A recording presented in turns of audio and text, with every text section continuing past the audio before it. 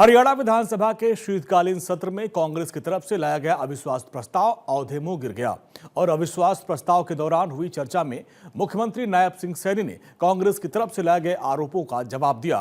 वहीं कांग्रेस ने बीच में वॉकआउट कर दिया। सदन में अविश्वास प्रस्ताव पर स्पीकर ने कार्रवाई की और वोटिंग में अविश्वास प्रस्ताव को अस्वीकार कर लिया। इन सब के बीच मुख्यमंत्री नायब सिंह सैनी ने विकास पथ पर बढ़ते हरियाणा की तस्वीर पेश की।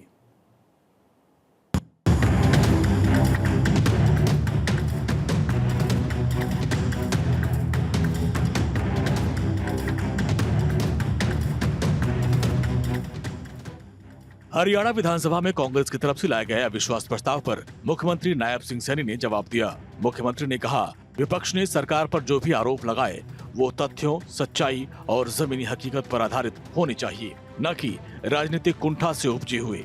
इसके साथ ही मुख्यमंत्री ने विपक्ष को नसीहत दी कि अपनी बात कहने के अधिकार का मतलब ये नहीं कि आप अनाप शनाप आरोप लगाएं, जो कि पूरी तरीके से गैर जिम्मेदाराना है। साथ ही वोटर लिस्ट में गड़बड़ियों पर भी सीएम सैनी ने प्रकाश डाला। वोट चोरी की एक लंबी चौड़ी प्रेस वार्ता राहुल गांधी ने की थी। हरियाणा को विशेष रूप से कोट किया था माननीय अध्यक्ष जी। हरियाणा को टारगेट किया गया। लेकिन आपको वोट चोरी की एक सबसे मजेदार बात बताता हूं। जिस विधानसभा की वोट चोरी की बात राहुल गांधी ने की है, वहां पर विधानसभा और लोकसभा दोनों में कांग्रेस जीती।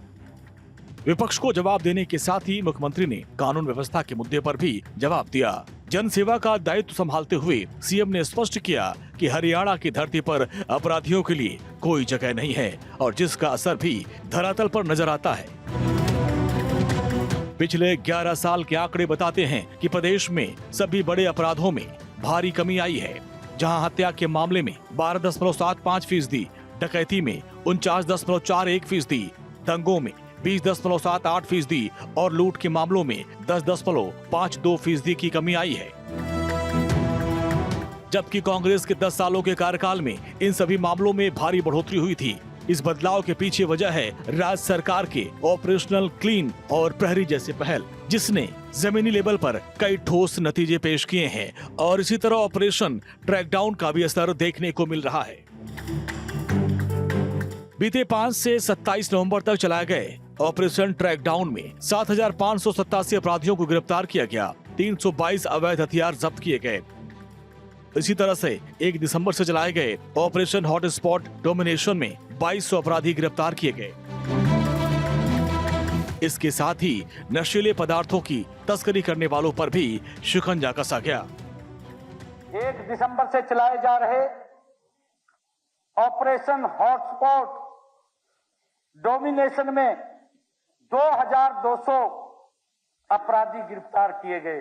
इन दोनों ऑपरेशनों से प्रदेश में मादक पदार्थों की तस्करी और अवैध संपत्तियों पर भी लगाम लगी है। बेरोजगारी को लेकर किए गए दावों पर भी मुख्यमंत्री ने हमला किया। उन्होंने प्रदेश में बेरोजगारी बढ़ने की बात कही और कांग्रेस का जवाब आंकड़ों के साथ दिया। भारतीय रिजर्व बैंक और handbook of statistics on Indian states के आंकड़ों पर प्रकाश डालते हुए सीएम ने बताया, ग्रामीण क्षेत्र की बेरोजगारी दर अब केवल 3.1% है। ये उत्तरी भारत के सभी राज्यों में सबसे कम है, क्योंकि पड़ोसी राज्यों जैसे जम्मू कश्मीर और हिमाचल में बेरोजगारी की दर 5% है, जबकि दिल्ली में 6%, पंजाब में 5.4%, राजस्थान में 3.2% है। इसी तरीके से हरियाणा में शहरी बेरोजगारी दर सिर्फ 4% है, जबकि हिमाचल में यही शहरी बेरोजगारी दर 10% है। जम्मू कश्मीर में 11.4% है, पंजाब में 5.6%, राजस्थान में 7.7% और चंडीगढ़ में 7.1% दर्ज की गई है। इसके अलावा 2022-23 की तुलना में 23-24 में हरियाणा ने ग्रामीण बेरोजगारी कम करने की दिशा में सराहनीय काम किया है, जहां बेरोजगारी दर में 2.7% की गिरावट दर्ज की गई है। इसके पीछे वजह है करीब 2 लाख युवाओं को मिली बिना पर्ची, बिना खर्ची, मेरिट के आधार पर पक्की सरकारी नौकरी। और सामने है कांग्रेस के वो 10 साल जिसमें 86,000 सरकारी नौकरियां दी गईं। हमने जहां लगभग 2 लाख युवाओं को बिना पर्ची, बिना खर्ची के केवल मेरिट के आधार पर सरकारी नौकरी दी गई है।